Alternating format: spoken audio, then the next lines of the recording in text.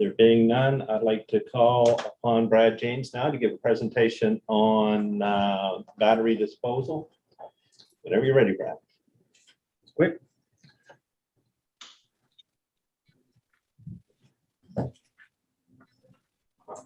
Kelly's going to be my in-sync person here, so we haven't rehearsed or anything, so we'll get at it. Want to thank our Dawn particularly for inviting us here tonight to talk about batteries on behalf of Solid Waste Division. And usually when I give a marketing update, it's more news about what we're doing or where we've been or things like that. This one's a little more personal because we work with a couple of individuals who've actually been injured on the job because of battery exploding in the landfill. So it kind of hits home a little bit in terms of that presentation. So without further ado, it is a serious matter, and we just want to, where you are message takers, to take back to residents about batteries in the landfill. It's becoming a larger problem than it has been since our, before we get into slide one, since our employee was injured about 6 weeks ago. We've had 6 more smaller fires in the landfill, despite a pretty heavy deluge of advertising digitally, radio, social media. So the message, if you can get that message back to your locations, I think it will certainly help a little more. Advertising doesn't make me have to drink Coca-Cola just because I see it. So it's not always something that is effective, but word of mouth is a pretty powerful message. So without further ado, Kelly, let's dip into this. So 80,000 tons of garbage a year. There's bound to be some mistakes in there. I don't think people maliciously put batteries in their garbage or hide them in Cracker Jack boxes for the fun of it. Sometimes it's convenient. We do operate a household hazardous waste program every Wednesday, Saturday, and at least 3 remote region-wide efforts each year. And perhaps somebody just doesn't want to wait till Wednesday or Saturday or until those designated days. So if I just put one in a black garbage bag, nobody's going to know. So a little story, we actually traced 3 weeks ago a number of lithium batteries back to a store, a national store here in Fredericton. So, and that store is a depot for battery drop-offs. And yet we received dozens of them in the landfill. So I did go and spoke to speak with the manager of the store, and she was great. She was embarrassed that it happened and promised that it wouldn't happen again. So said, I don't think people are doing it on purpose, but there is a human and a business element to disposing batteries in the garbage. Kelly? And there's the human element there. This is one of our employees. This is somebody we work with, Brett would work with, I work with. A fraction of a second, you can see where that is located behind his ear. That's an eye or worse. And I think sometimes it's, is it graphic? Well, it's also reality. This is actually happening because batteries are in our landfill. So our employee wanted to do the right thing and put that fire out. And as a result of that, it exploded and, well, essentially shrapnel hit him in the neck. Take out. And we'll continue on that theme. Here's, we were just talking about this before we went live. This is our materials recovery facility from a few years back. So we saw with the picture of our employee, the human part, this is the business part. So it costs an awful lot of money to have to replace something like this because of batteries. Kelly? Okay, Kel. Some more, you can see just some wounds on his arms. That was part of that. So, and I guess, and here's, John and I were talking about this as well. This is way back in 2005. It seems like an eternity ago, but that's when our landfill was on fire. And our biggest fear every day at the landfill is fire. And we've had a couple of doozies, that's for sure. And if we can prevent them, and a lot of it has to do with what's going in that black garbage bag, it's going to be huge for us. Interrupt me anytime you want to ask questions. I'm not offended by. by any of that. I don't offend easily now that I've matured. So we have. How does the battery start a fire? Me? How does the battery start a fire? Well, battery, just because it may not power your power tools or what we're getting now, you know, the toy ATVs that they have for children, they still have life in them. And when crushed, they can ignite, whether it's heat, anything like that. It doesn't take much to just cause a spark. And that's usually what happens. So the battery still may have some life in it, again, just because it's not firing up your toys. There's still some juice in it, for lack of a better term. And that's what happens. So they will explode, they can erupt. You know, that those batteries are being crushed by our vehicles that are pushing that down, garbage down, and that pressure creates the explosion. Okay, thanks. Well, Yes, So- Brad. Mike here, Brad. fire away. A couple of things. Are most of the fires started in the baler? Like when it's compressed, is that the worst spot? Well, that's, yeah, it may not happen right away because it is, again, sometimes it can sit for days on end before it goes. But yeah, I mean, anytime you're putting that type of pressure, and for those that just aren't familiar with baling, we're crushing about 700 kilograms weight-wise of items together. So that's under immense pressure. You know, 99% of them are fine, but if there are some of the those batteries in there, yeah, that's going to help as well. So you transition from the baler building out into the landfill, and it could sit there, and then science can take over after that. A second question, I think we were led to believe at one time that it was lithium batteries only that are causing the problem. Yeah, lithium and ion, because yeah, what we're looking at now pretty much with our, and you can see the slide there now with the advertising, we're asking all batteries just be kept out. Teachers used to store them in ice cream containers under their desk. You could probably go through any drawer in your house and there's 3 or 4 AA batteries rolling around there that probably wouldn't do anything. But you know, the AA batteries, pretty, I don't want to use the word insignificant anymore, but we're just asking people to keep them out. Thank you. Problem. And I think that last or the fourth bullet does say that it's easy to toss it. It's easy. One of the biggest things is it's out of my house. I go to work and I come back and it's magically gone, but it's going somewhere. I'll get to that, Jeff. So just some simple advertising campaigns. We're in a digital world now, so we do a lot of advertising digitally. If you're sitting at Service New Brunswick, or if you're at the mall, or at a local game, or whatever it is, it's going to come across your phone. So that's what we're certainly into now in terms of ramping up the advertising campaigns. Okay, Kelly. Need a magic button. Okay, we're good. And you can continue. And this is just one of our advertising, which was just this summer. This was our second of 3. So when we go to, our last one was at Chipman with big numbers, 130 vehicles in Chipman last month, about 150 at Kingsclear. And batteries are pretty common, gasoline, oils, swimming pool chemicals and everything, but more and more people are bringing their batteries to our household hazardous waste remote days.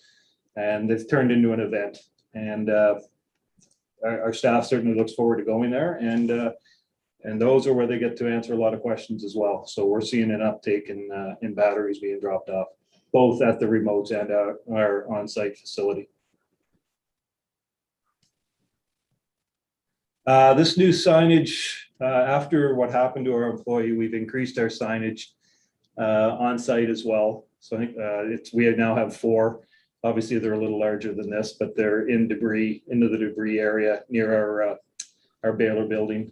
And some may see it and know that there's batteries in their items, but if we can make somebody think on site, it's going to augment what we're trying to do. And they're 4 very visible signs.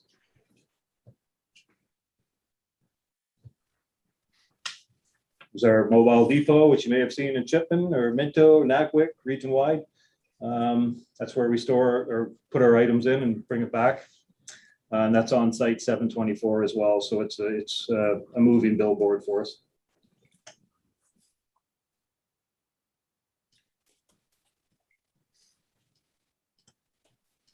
Let that sink in for a minute. Okay, Kelly. And when we talk about saving money, we're certainly talking about not losing buildings and equipment due to fires.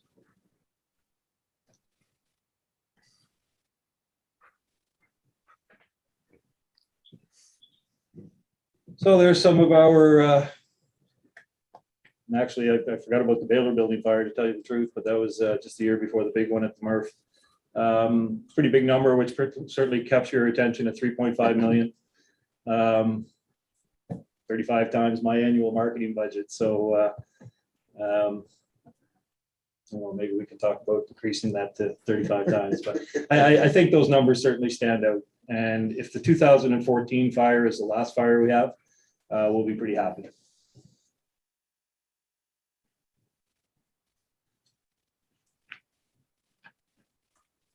And from my point of view, number 3, where I am in charge of the marketing and advertising campaigns.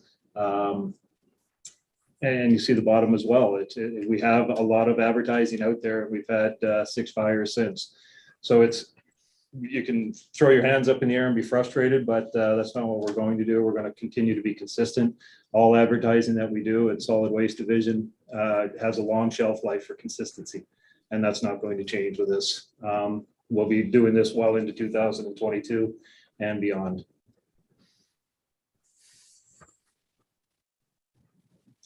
All right, so we decided a number of years ago we weren't going to reinvent the wheel.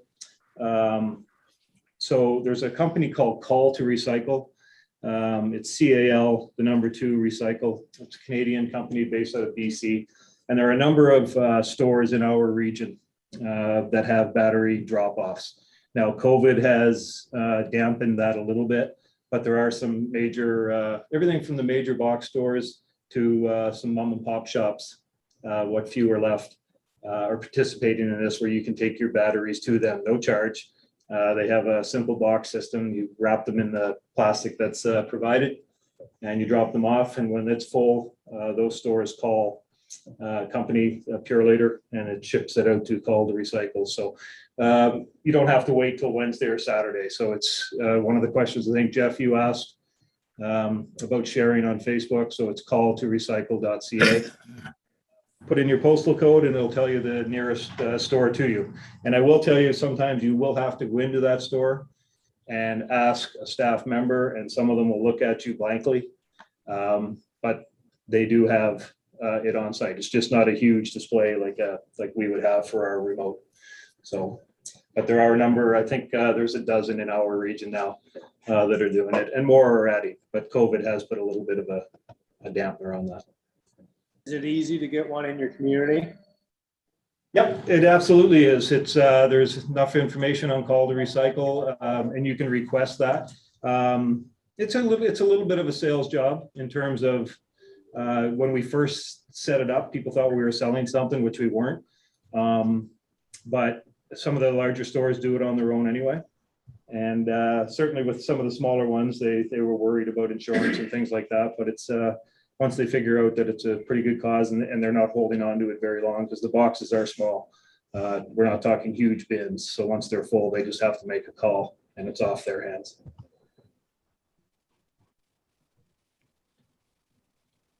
Judy. Brad, you tried years ago to get the battery drop-off box in New Maryland. You weren't successful, were you? No, it wasn't. We followed through, and it just fizzled. Okay. Well, I know our fire chief, Harry Farrell, any batteries from the office or if someone come in, he takes them and he disposes of them on our behalf. Thank you. Oh, thank you. All good. So if you can take the message back on behalf of Solid Waste Division that there are options with batteries, that would be fantastic. That'd be my my one request tonight. other than a Houston Astros win. Any other questions for Brad?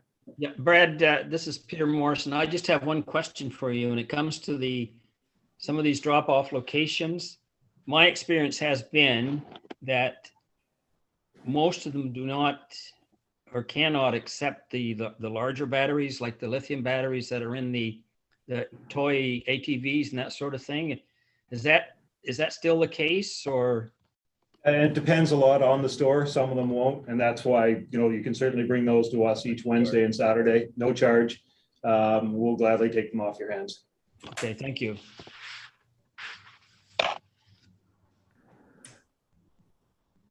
Thank you, Kelly. Okay, if there's no further questions, thank you, Brad. Thanks for having me. Presentation. Hopefully some communities will step up to the plate there on that. Okay, committee reports, the Audit Committee, Director Dale. Okay, can you, for that report, can you bring that up for me, Don, or somebody? I just can't get both on here. So I'm not hosting the meeting, Kelly is, and I'd ask her to do that if she can. Just so Bear I with can- me, please. I will, Kelly. I just want, so I can read that.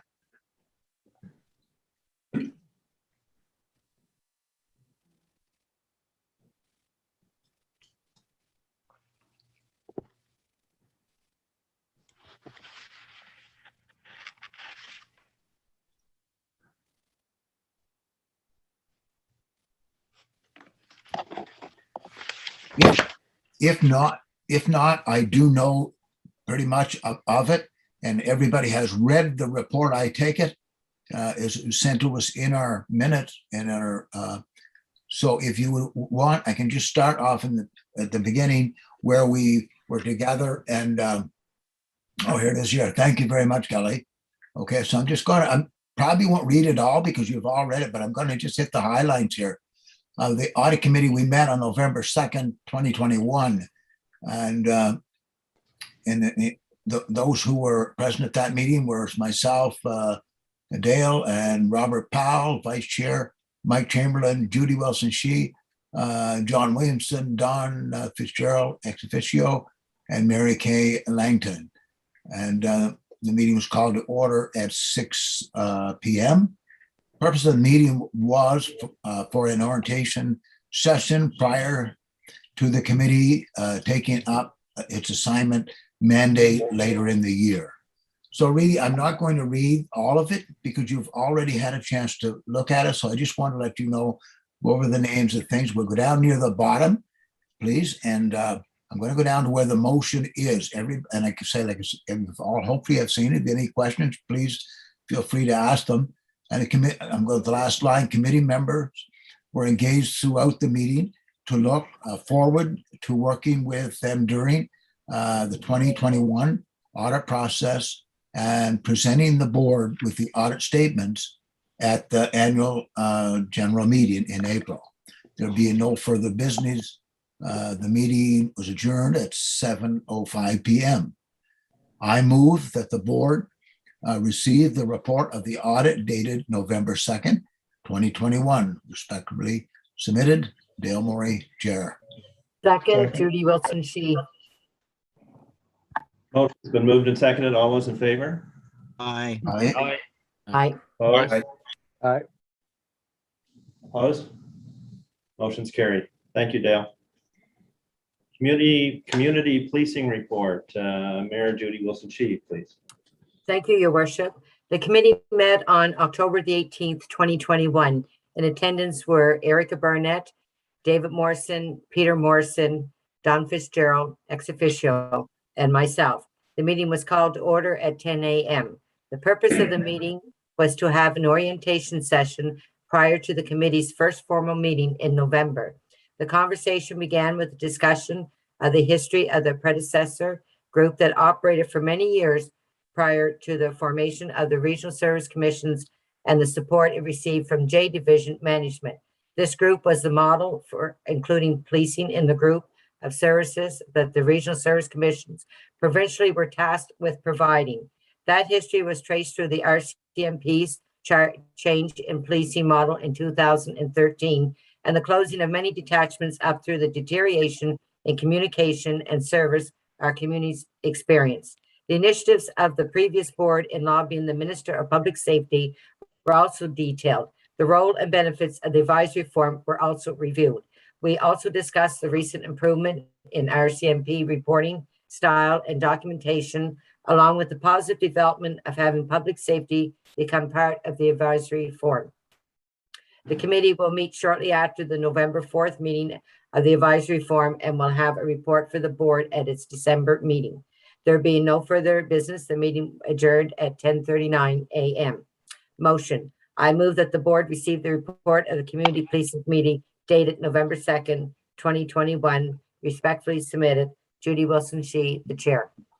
Dave Morrison, second. Second by Dave Morrison. Anything on the question?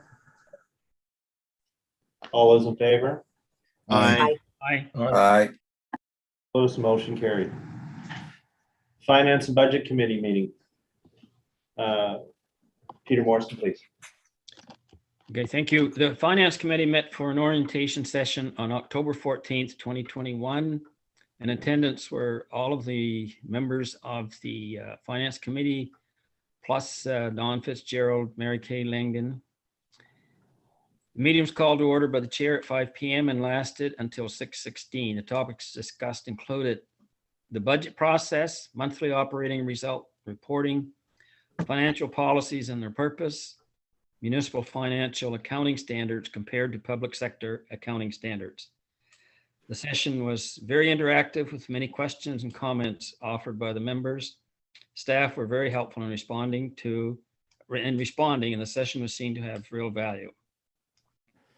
The second meeting of the committee was held on October 21st, 2021 for its regular quarterly review. In attendance were myself, Greg Erickson, Vice Chair, Derek Pleadwell, David Duplessis, Ian Kitchen, Don Fitzgerald, Mary Langton Kangan, Brett McCrae, and Lonnie Forbes. The meeting was called to order by the chair at 5:01 p.m. The meeting began with a review of the third quarter performance of the post-closure fund. Our investments were in compliance with allocation targets specified in the investment policy statement. The quarter ended with a challenging month. September saw negative growth across all markets, and this led our fund to experience a quarterly return of 0.09%. On a year-to-date basis, the fund performance is 6.3%, which exceeds our target of 4.84%. The staff report covering the quarterly performance in more detail is attached to this report. Our investment advisor, Tony Spares, then discussed the market expectations for the next quarter. Continued volatility is expected in the equity and capital markets given the supply chain concerns, labor shortages, and in Canada, the end of the CERB program. Continued COVID situation also adds a fair degree of uncertainty. This makes it likely that we will see continued fluctuations in value in the short term. But given our investment horizon of 16 plus years, we should not overreact to the short-term fluctuations. Our existing market allocation should see long-term gains.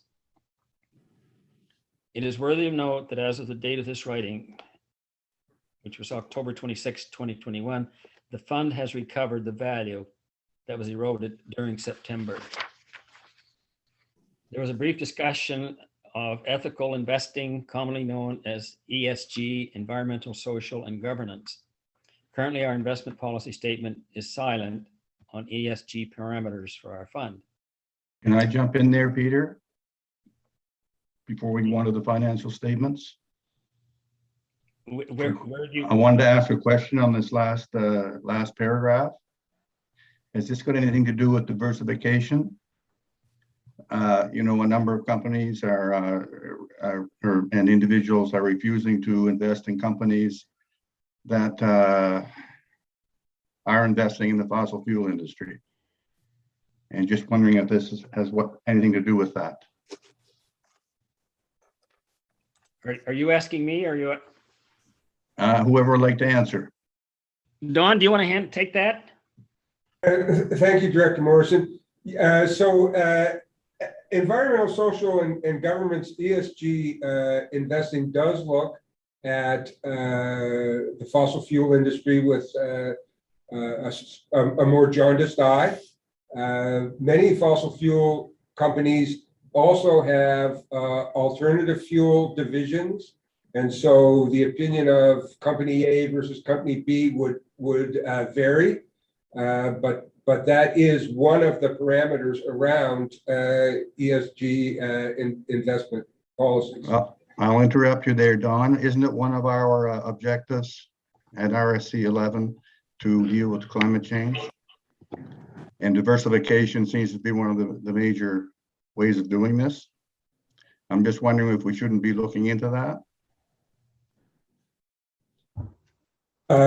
So far, through you, Mr. Chair, the board has not directed staff to examine this area. Our investment policy statement is existing one is little more than a year old. And so having said that, we do in our landfill operations, do everything that we can to minimize our environmental footprint. And, the question of whether or not, it's an open question to me as to whether or not the board wishes to look at possible implications of ESG on its investment portfolio. I would like to definitely recommend that this be put on the agenda for a future meeting. I'd second that if it requires it. Don or Mr. Chair, could I just ask a question whether or not, before it comes to the board, whether the Finance Committee should consider it and make recommendations to the board? The investment policies, as a matter of practice, our investment policy is offered to the board by the Finance Committee as a recommendation. And so the first place to have a look at this, in my opinion, and based on our history, would be through the Finance Committee. Could I then suggest if the mover would take a friendly amendment, consider a friendly amendment, that it be sent to the Finance Committee for review and to bring a recommendation to the board? Agreed, John. So, Mr. Chair, if I might. Yeah. As a matter of process, I believe that that this motion perhaps might follow after the finance chair makes his recommendation and the board has an opportunity to place their questions on the motion, rather than before the motion to adopt the report is made. That's fine, Don, with me. Here, please. Okay. Okay. Ms. Langdon then reviewed the third quarter financial results for the commission, which are attached to this report. Emphasis was placed on the improved gas production levels. Staff were able to respond to the committee's questions satisfactorily. The executive director then advised the committee to expect a recommendation to come forward at the next meeting and ultimately to the board in December, addressing the mileage reimbursement for staff and directors. This rate has not been changed since 2013. Mr. McCrae then presented the attached staff report recommending that the existing region-wide recycling collection contract be extended for an additional year. The committee agreed to make that recommendation to the board. There being no further business, the meeting was adjourned at 6 p.m. Motion 1, I move that the board receive the report of the Financial Committee dated November 2nd, 2021. I'll second it. Second. Sure. There's a mover and a seconder. Anything on the question? This is with that discussion. Yeah, Mike, this is where you would make an amendment or have a discussion on that discussion about the change to the Policy statement. yeah, the investment policy statement. Sorry, I couldn't find it in my notes.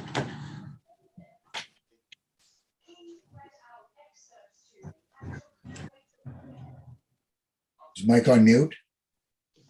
Yes, he is. Yeah, sorry about that. I'd like to make a motion then that this issue of ESG be forwarded to the Finance Committee and a review taking place, particularly with the issue of diversification in investment policy due to climate change. Can I ask for clarification, Mr. Chair? Has the report been received? And then that this is a subsequent motion being made, which I would support. No, the motion hasn't been voted on yet, John, so I would suggest that Mike's comments would be amendment to the original motion, possibly. Or we move the motion of finish the motion of the committee, the report of the committee, and then have a third motion or second motion on the investment policy statement to address Mike's concerns. If I could say that that would be my preference, my thinking as well. So anything on the question? Okay, on Peter's motion to accept the committee report. We have mover and seconder. All those in favor? Aye. Aye. Aye. Opposed? Motion is carried. Peter, your second motion, no, we'll do the motion now on the ESG. ESG. Mike Chamberlain, I would make a motion that this whole issue of investment policy be referred to the Finance Committee for their review and recommendations. I'll second that. By John Williamson. Anything on the question? I would just All those like, in favor? yeah, excuse me. I would just like to comment on the Mike's motion. He talked about this whole question and what I thought it had to do with the ESG parameters of the policy, investment policy statement. Yeah, So which is it? Everything or the ESG parameters?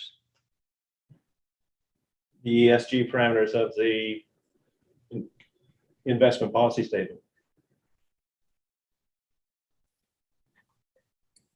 Okay, Could we have a clarification of the motion? Because I understood it to be limited to the ESG. Perhaps I'm not clear on that.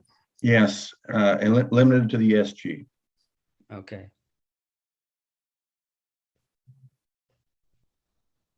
Chair, if I might suggest, perhaps we could ask Wendy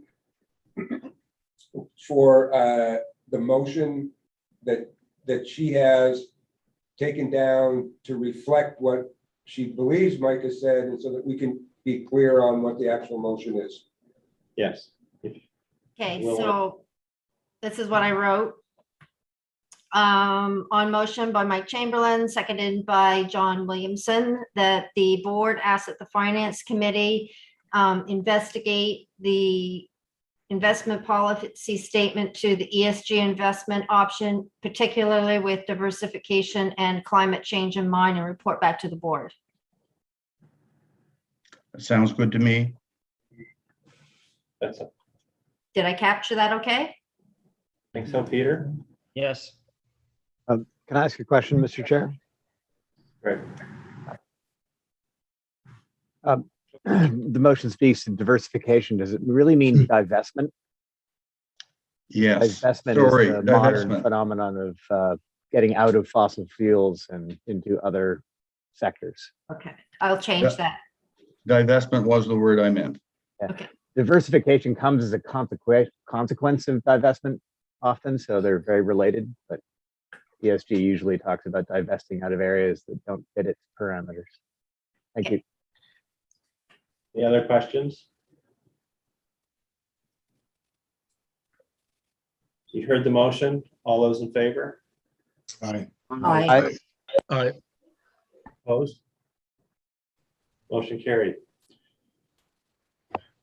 Peter, your motion number 2, I guess. Okay.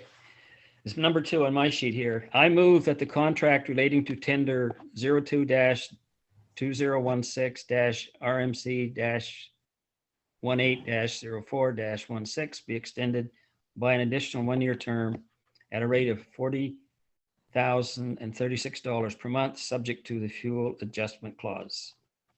You heard the motion. Is there a seconder? Second, Judy Wilson, she. Mover, seconder, anything on the question? All those in favor? Aye. Aye. Both motion carried. Peter, if I could just ask a question as to not the motion per se, but there was a statement in the report from Brett that indicated that the costs of the contract would be shared amongst those who are receiving the service. And I know that some villages and perhaps the rural community family not receiving that. Just how does that get allocated? And that you can ask that question to Peter at some other time. The motion's passed and we're moving on to the next. Thank you. Okay.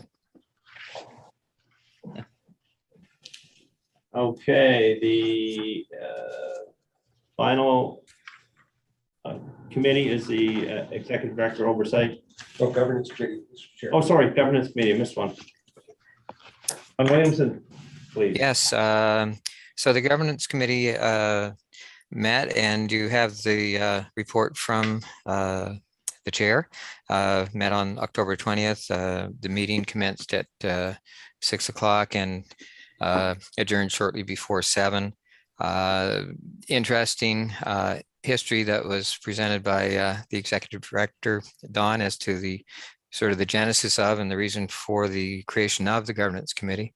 But regardless of the history, the governance committee does have a very important role in the operations of the commission, focusing on the governance, mostly at the board level, from what I understand at this point, bylaws, policies of the board, and those are to be reviewed on a regular basis by the committee, of course, working with directors and staff of the commission.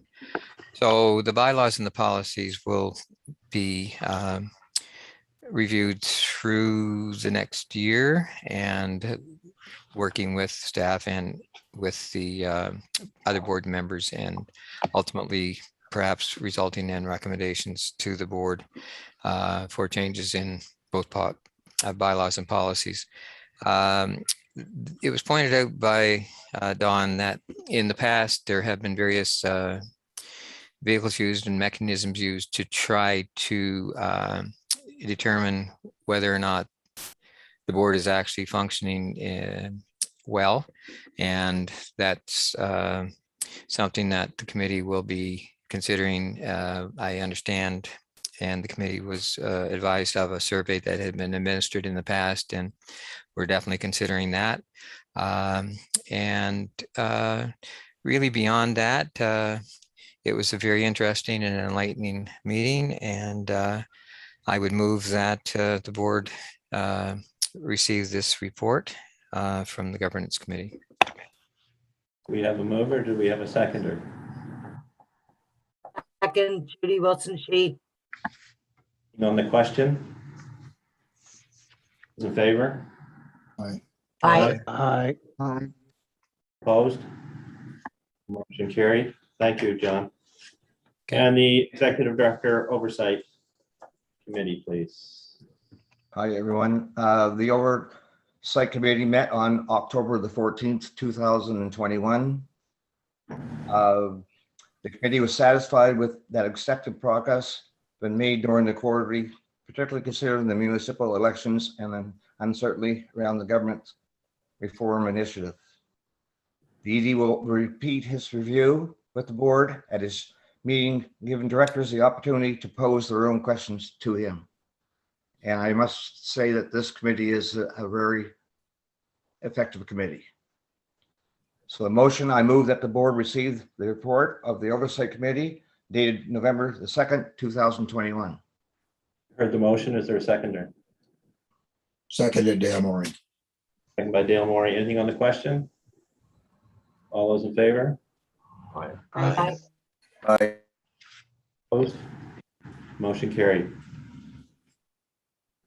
Being no further business, there's motion to it.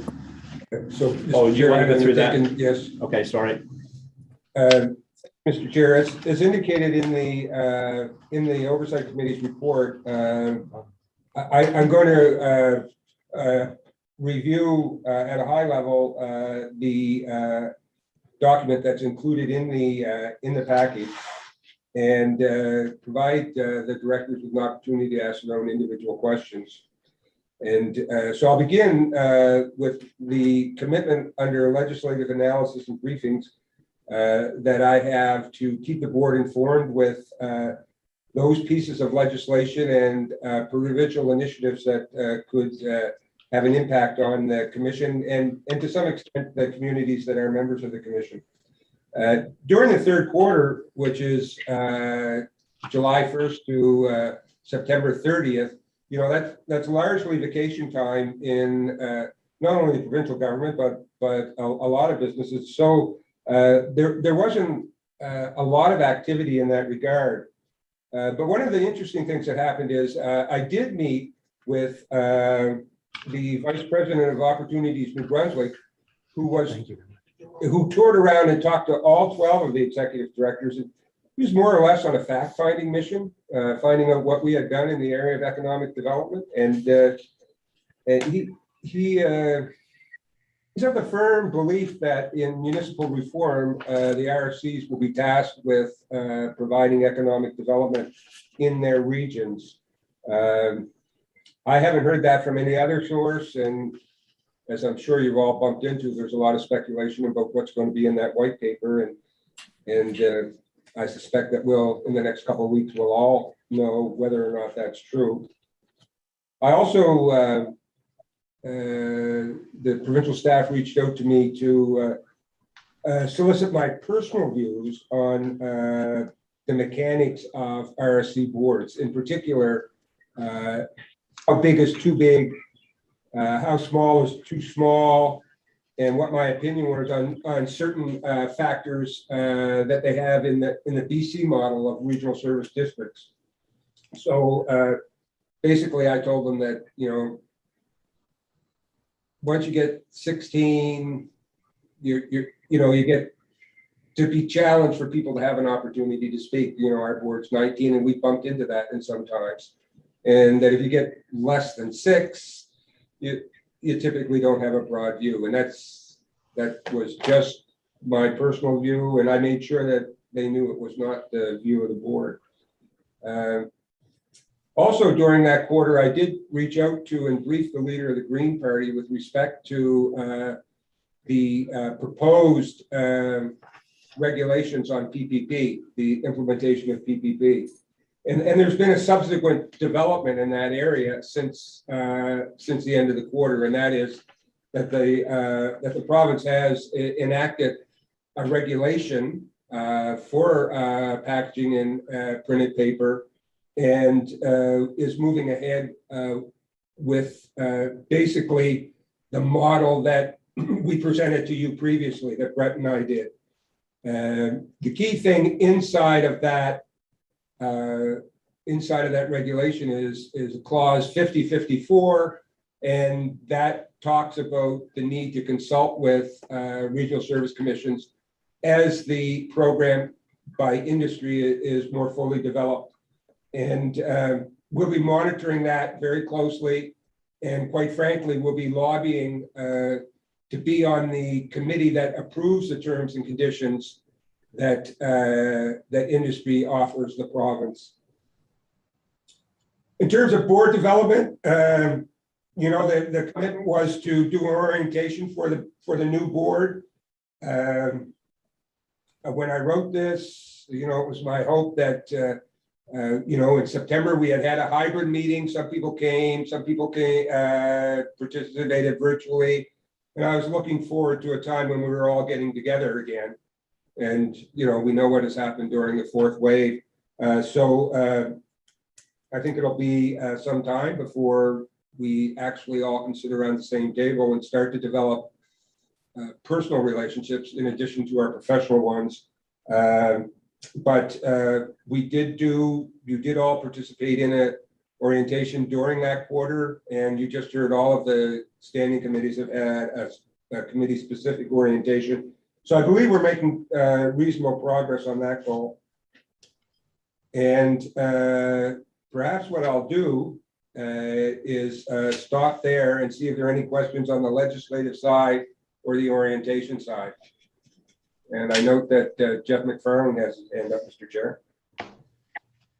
Mr. Chair and Don, when I first took on terms, I was approached by Larry Shaw and Ignite Fredericton with a proposal and papers to unite everyone in the Regional Service Commission around economic development, tourism, and immigration, as they already have been working in that realm, have the expertise and staffing to do so, and were willing. So we signed a letter of understanding with them, stating that as a small community, we do not have those resources, but would like to partner and collaborate, which then were brought to PEDAL, tourism, and economic development. As I know, in the next couple of weeks, I guess, there's going to be a decision brought down on that behalf.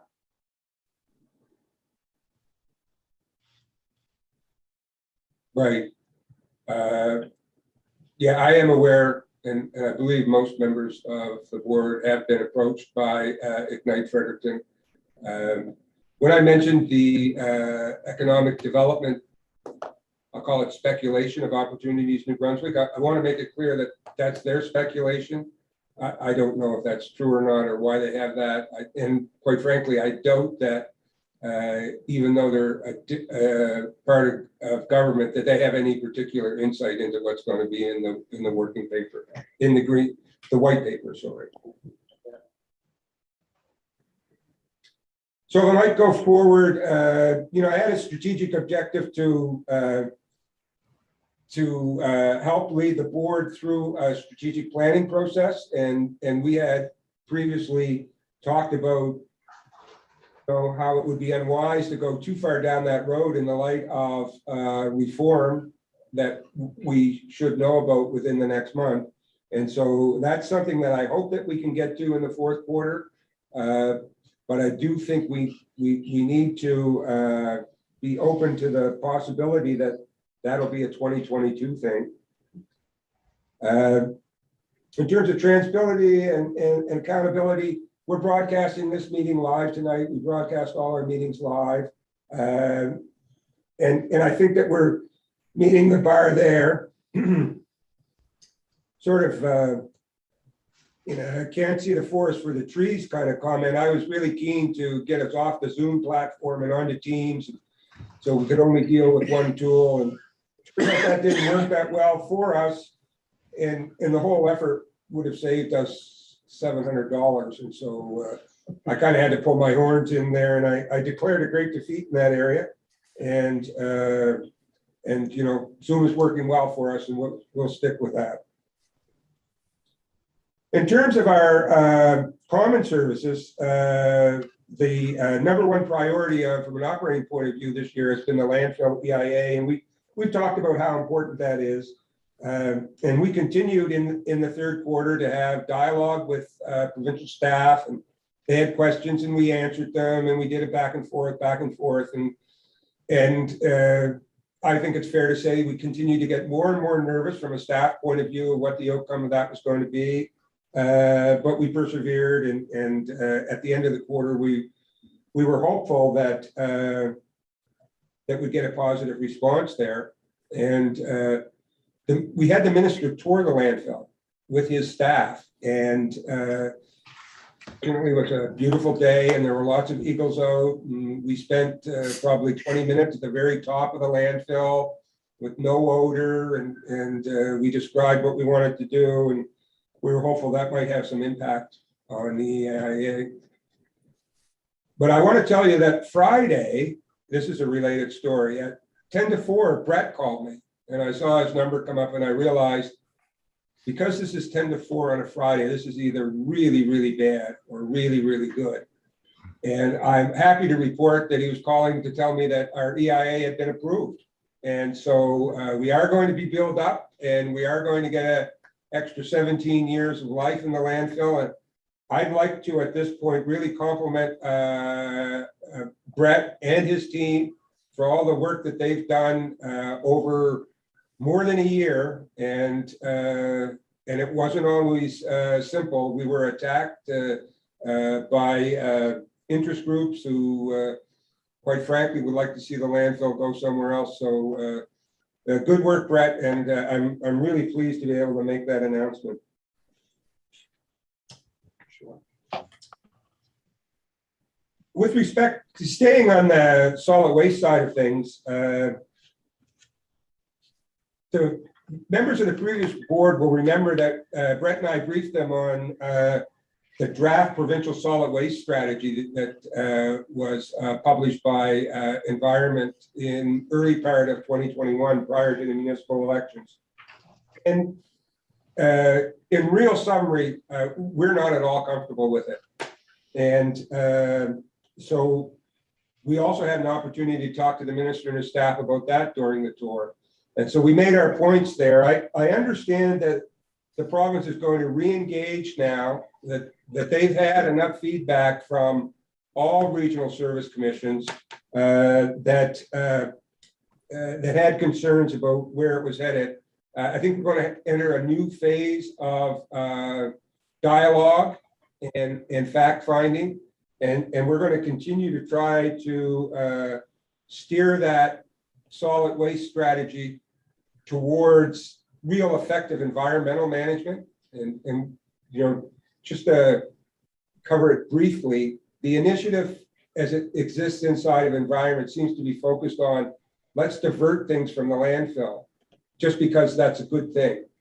And so that can be a good thing, but we need to ask why, and is diversion of this particular material the best thing that we can do? And so we're looking for kind of a broader analysis than we have had to date. And the goal of improving policing services, I think we've made some progress there with respect to the quality of reporting that we now get from the RCMP, and that we now get from the RCMP. We've had 4 more constables assigned to our region and paid for by the province. And so I think it's too early to tell what difference that will make, but it's got to be good news. We'll see how that plays out. And perhaps I'll stop there because that's a number of initiatives, and I'll provide an opportunity for directors to ask any questions on the EIA, the solid waste strategy, or policing before I move on, Mr. Chair. Sure. Any questions for Don? Judy? This isn't a question, it's a comment for Brett. Thank you very much for all your hard work, and to all the staff on a successful EIA. That is excellent news for us. Thank you. I'd agree too. Thank you, Mr. Chair. So on climate change, and it's one of the things that we referenced in looking at our an ESG component to our investment policy statement. We've done background work on what role the RSC can play inside of the region's response to climate change, just adaptation, both adaptation and mitigation. However, that needs to be a part of our strategic plan, which needs to be informed by local government reform.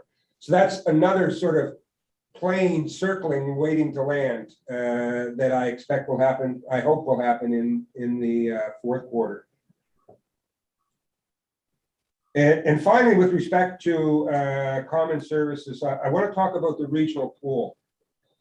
So the Regional Service Commission has been approached by the member communities that are looking at this initiative to lead the process of the design phase of this project. And so we have, we've done a fair bit of work on that. We are meeting individually with all the communities, making sure that we understand their objectives. We are meeting with the provincial government because there's a significant contribution being made on behalf of 11 local service districts who are partners to this initiative. And we've had discussions with the Regional Development Corporation about provincial funding. So I expect that in this quarter coming up that we will put together an oversight team, a professional and technical staff oversight team for the initiative. I expect that we'll be successful in sourcing some provincial money, some more provincial money to the initiative.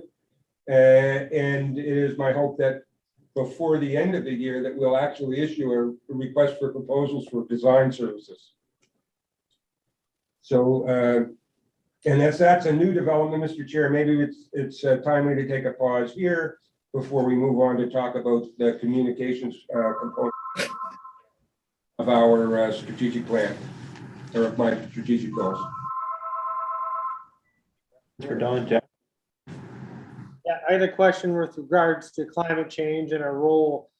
As everyone knows, food waste is probably 3/4 of most garbage that gets wasted. Rurally, is there any talks or any thoughts on smaller scale composting, especially for places like Manly?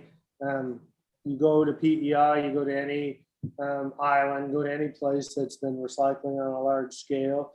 Most households get half a bag of garbage a day, and the majority of that is food waste. Like, to me, this is a huge issue, and I just want to see if anyone's talking with regards to how do we curb that initiative a little bit.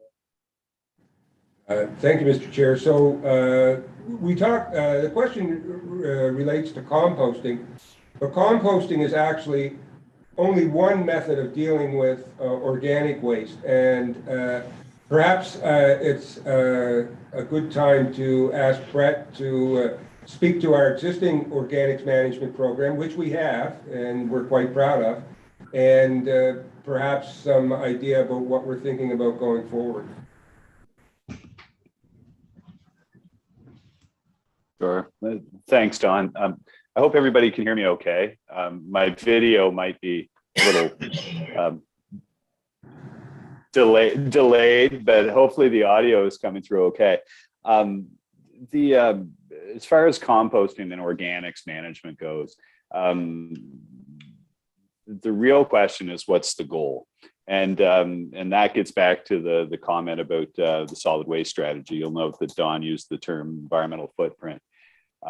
We talk about climate change. That isn't always addressing emissions, and greenhouse gas emissions isn't always in line with diversion programs. And that's where the two issues become conflated. And so to answer your question on smaller scale composting, we're always looking at ways to improve our process. Recently, we've been looking into new technologies that are more complementary to our existing infrastructure, like anaerobic digestion, which achieves 100% gas capture. But we have done in-depth studies during the EIA process that indicate that our approach of gas capture and utilization in the landfill itself achieves better results than a composting program would. The reason for that is that composting often involves separate collection, which obviously has emissions associated with it. you can compost in smaller scale operations. It's not nearly as efficient. The best form of composting, to your point, Jeff, would be backyard composting. Because you're able to control the feedstocks, you avoid any collection of any type, and you're able to actually use the final product. Whereas municipal solid waste derived compost is often simply reapplied to the landfill. And so it's the kind of, it's a fairly expensive undertaking that ends up resulting in limited, if any, diversion, and oftentimes results in increased emissions as a result of the collection activities. So for all those reasons, we're confident that our current approach is the most effective as it relates to climate change, and achieves essentially the same goals, has about the same value as a centralized compost program would when it comes to diversion. It's a hard point to get across sometimes. There are some real believers out there. But yeah, we've got the science and the numbers, and we're happy to have a more in-depth discussion anytime. Yeah, I lived in Vancouver for 16 years and had to pay for every garbage bag plus afterward.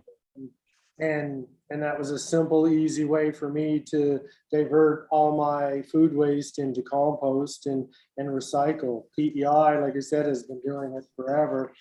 I just think there may be another look at what's the definition of insanity, doing the same thing over and over again, expecting a different result. We can, I feel there's an easy solution to trying to get people back on board again to, like we live 30 minutes outside or 40 minutes outside of the compost facility. So trucking all of our food waste from Stanley all the way into Fredericton to end up in the landfill to be turned into methane, to me doesn't seem like a very environmental or green approach to, our situations that we have in front of us, especially when then you have to drive all the way into Fredericton to pick up compost and bring it all the way back out to Stanley to put on your garden. So just some food for thought. To your point, Jeff, and that's an excellent point, and that's why we would advocate backyard composting in that kind of a scenario. The other big advantage, a lot of people, they think that the compost generated from these centralized facilities would be similar to what you do in your own home. It is not. There are plastics, microplastics, glass, metals. It's similar to Brad's presentation on the batteries ending up in our recycling stream. If you can get it 95% right, but that 5% is a killer. And so oftentimes the end destination of this type of material is actually in the landfill itself. It results in very little diversion based on our calculations. And as far as emissions go, we're able to achieve in the order of 75% gas capture rates, whereas in a comparable centralized composting operation, you may achieve at best about 50%. So we're outperforming and at a much lower cost than the alternative. Again, we've always advocated backyard composting. There's no question that's where you get the best results. Thank you. Craig Erickson.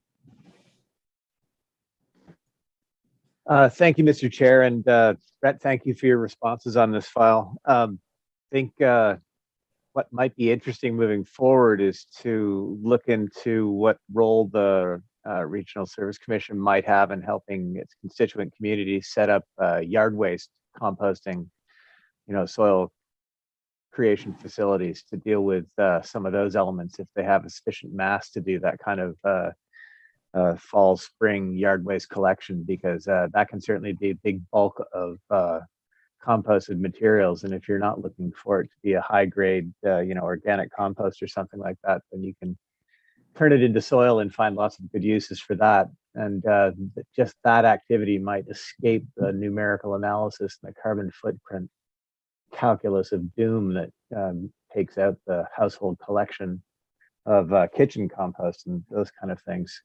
But that's certainly something that we could talk at the committee level. throughout the coming quarter. Thank you, Mr. Chair. Don, you want one? Yeah, very good. So, Mr. Chair, finally, the communication section of our goals. We continue to try and reach out on the governance side by publishing our agendas, by broadcasting live, by archiving our meetings. You can go on the Commission's website and see and link through the previous sessions. The one area that we had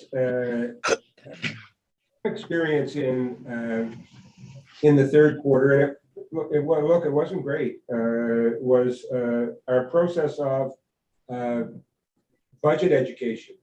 So we typically do 2 rounds of budget education after we present the budget to the board, which we did on September 9th this year. We host a separate session for any interested municipal CAO or treasurer so that they can have an opportunity to ask their questions so that they can be informed to support their council's deliberations. The attendance for that session was poor. And by poor, I mean less than 5. The other thing that we do is we host a question and answer session for advisory committee chairs so that they can ask their questions. They have an opportunity to view the budget presentation online, and then we can provide any follow-up or clarifying information that they might have, that they might want to distribute in their communities. That attendance was even more disappointing. In fact, with the exception of directors, LSD chairs who are directors, 20 minutes into the meeting, the first non-director signed on, and that director or that advisory chair was not familiar with the purpose of the meeting and didn't have any questions. So from my perspective, I'm left to draw 2 conclusions. And the first one is that the entire region has a significantly high confidence level in what's going on here. Or there's the more likely answer, which is that it's not that interesting to folks. And it does impact them. And so I'm going away and I'm trying to think of how we might become more interesting or more connected. And so that's kind of the last thing that I wanted to mention. I appreciate the opportunity to speak to each of these strategic goals, and I appreciate the questions that are offered by the directors. Thank you, Mr. Chair. Thank you. Are there any questions, Don, for? Okay, thank you. So since there's no further business before we adjourn, I'd just like to point out that. I'm sorry, Mr. Chair. Can I jump back in? Yes, you can jump back. Okay. The big surprise, I had a big surprise, a big finish. The province did a video to support, I believe, Waste Diversion Week. And so they could go anywhere in the province and capture their images. But where they chose to go was to this board's solid waste facility. And here is that actual short video.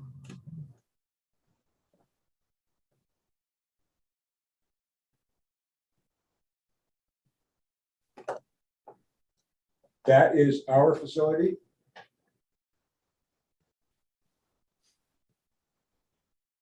And Kelly, I wouldn't worry too much about the sound. There's subtitles and it's not that interesting. There's Brad and the Minister of Environment. And that's your recycling facility.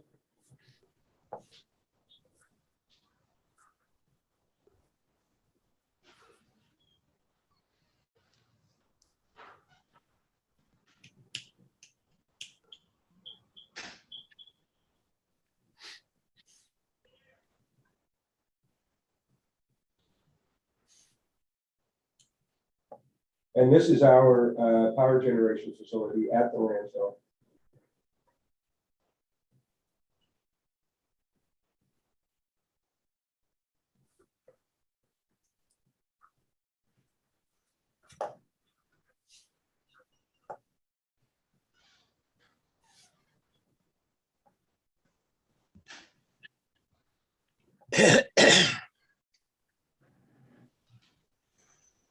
And I was actually there. I was working. To make that clear. So that was some snippets from the afternoon that we with the minister, and you can see it's a sanitary landfill. It's a high tech orientation. It's far from a dump, and so I am truly finished now. Thank you, Don. It was great to see the interest that the department seems to take in our landfill. That's kind of a new development that I'm not kind of used to from my previous time around. But I would like to say that I'm sure on behalf of the board, the work that you guys did on that EIA and getting that through is phenomenal. That it seemed in the spring that it was kind of going the other way, and you were able to bring that around. That's good, great work, and I appreciate all you guys do, and I think all the board does as well. So before we go too far, since there's no further business, I'd ask for a motion to adjourn. So moved, Judy. Moved by Judy, Second by Ian Kitchen. Meeting is adjourned. Thank you, everybody. Thank you. Thank you. Have a good Mr. night. Chair. Thank you, everyone. Have a good night, guys.